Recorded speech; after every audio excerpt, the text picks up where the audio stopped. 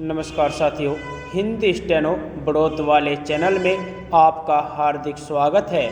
आज के डिक्टेशन रामधारी गुप्ता खंड 2 से प्रतिलेखन संख्या 57 90 वर्ड पर मिनट की स्पीड से होगी।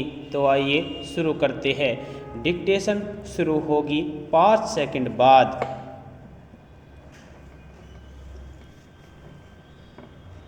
स्टार्ट।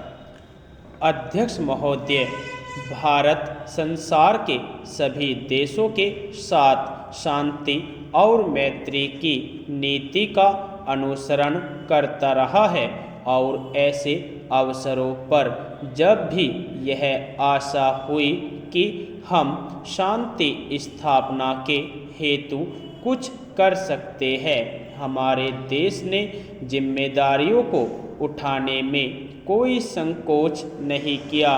कोरिया में मेरी सरकार ने तटस्थ राष्ट्रीय प्रत्यावर्तन आयोग की अध्यक्षता स्वीकार की और यदि युद्ध बंदियों के भविष्य के संबंध में अंतिम निर्णय होने तक उनकी देखभाल के लिए संरक्षण सेना वहां भेजी।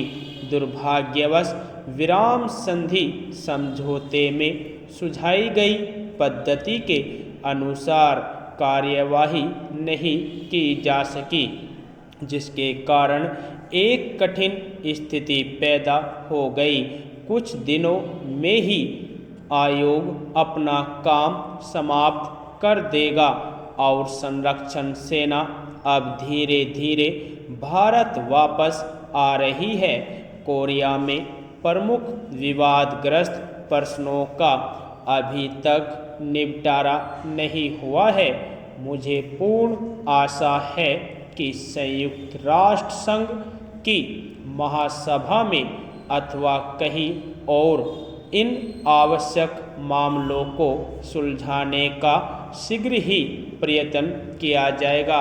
आप सबकी ओर से और अपनी ओर से मैं कोरिया में तटस्थ राष्ट्रीय प्रत्यावर्तन आयोग में अपने प्रतिनिधियों और संरक्षण सेना के अधिकारियों तथा सिपाहियों की इस बात के लिए प्रशंसा करना चाहूँगा कि उन्होंने एक कठिन और नाजुक काम को बड़ी योग्यता तथा निष्पक्षता के साथ निभाया।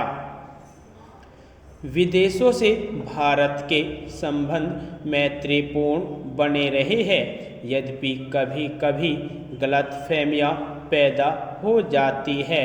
इस समय मेरी सरकार के प्रतिनिधि चीनी गणतंत्र की सरकार से तिब्बत के संबंध में सामान्य हित के विभिन्न मामलों पर बातचीत कर रहे हैं। मुझे पूरी आशा है कि इस बातचीत के परिणाम स्वरूप सभी विशिष्ट समस्याओं के बारे में समझौता हो सकेगा। सोवियत संघ और कई अन्य देशों से हमारी व्यापारिक संधियां हुई है। पिछले वर्ष हमारे प्रधानमंत्री पाकिस्तान के प्रधानमंत्री से मिले। ये मुलाकातें मैत्रीपूर्ण थी और इनके फलस्वरूप दोनों देशों के बीच कई एक विवादग्रस्त मामलों के बारे में जो बहुत दिनों से चले आ रहे थे, पारस्परिक सद्भावना पैदा हो सकी। इस दिशा में हम कुछ आगे बढ़े थे, पर दुर्भाग्य से कुछ ऐसी घटनाएं घटी है जिनके कारण प्रगति में रुकावटें पड़ रही है।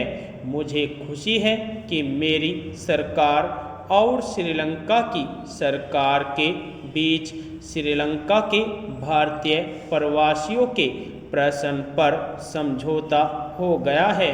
इस समझौते द्वारा उक्त समस्या का अंतिम रूप से निपटारा नहीं होता, परंतु उस दिशा में यह पहला कदम है। और समस्या के हल के लिए गंभीर प्रयास है, इसलिए मैं इसका स्वागत करता हूँ।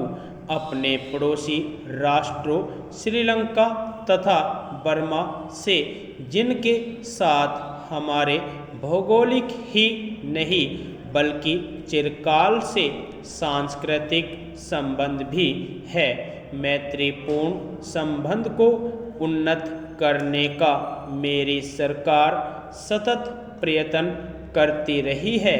पश्चिमी एशिया के देशों और मिस्र के साथ हमारे संबंध मैत्रीपूर्ण और पारस्परिक सहयोग के रहे हैं। सूडान के निर्वाचन आयोग के अध्यक्ष के रूप में हमारे मुख्य निर्वाचन आयुक्त की सेवाओं की प्रशंसा की गई है और चुनाव व्यवस्थित ढंग से संपन्न हो गए हैं। यदि आपको डिक्टेशन अच्छी लगी हो तो हमारे चैनल को सब्सक्राइब करें तथा वीडियो को लाइक व शेयर भी करें। धन्यवाद।